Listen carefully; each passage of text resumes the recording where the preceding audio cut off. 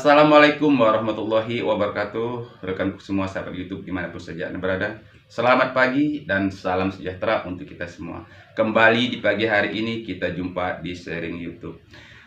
Pagi hari ini kita akan bahas sejauh mana harapan kita, perkembangan kita, atau membaca peluang kita di YouTube ini. Sebagai konten kreator tentunya kita harus bisa membaca situasi dari sekarang dan yang akan datang. Ini harus, karena apa? Semakin kita pelajari, bagaimana kita ketahui perkembangannya ke depan, tentu ini akan membuat semangat kita akan semakin tinggi untuk belajar di YouTube ini.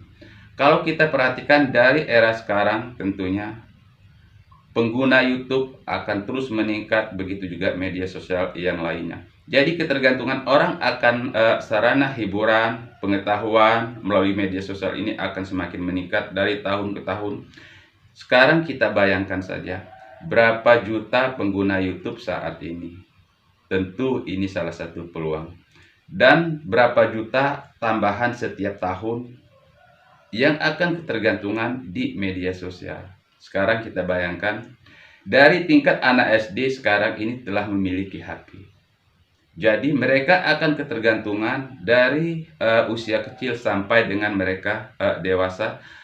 Ini tidak akan terbatas. Ini akan menambah dari tahun ke tahun, sehingga peluang di dalam YouTube ini tentu akan semakin meningkat.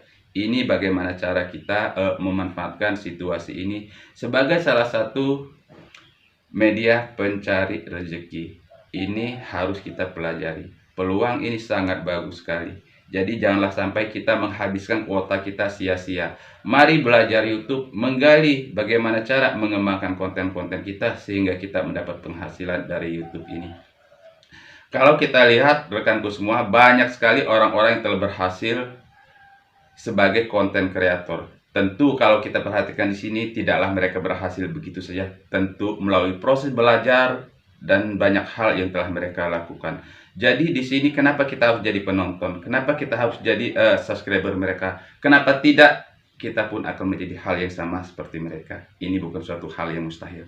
Jadi saran saya kepada rekan-rekanku semua, mari kita belajar bagaimana menggali, mengembangkan potensi, menggunakan media sosial ini sebagai salah satu sarana kita menciptakan lapangan pekerjaan. Jangan sia-siakan kuota kita. Kenapa kita menjadi penonton dari channel-channel orang lain, tetapi kita harus jadi salah satu di antara mereka.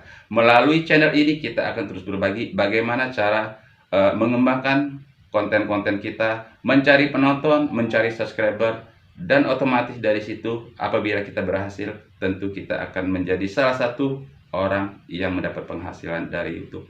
Saran saya pada rekanku semua, belajarlah terus bagaimana cara menggali inspirasi ataupun mencari inspirasi untuk konten-konten yang bermutu. Caranya mudah sekali. Tonton channel-channel orang yang sudah maju ataupun sudah besar. Pelajari konsep mereka, pelajari materi mereka. Kemudian kita adopsi dan kita buat dalam suatu konten kita, sehingga kita pun suatu saat akan menjadi seperti mereka.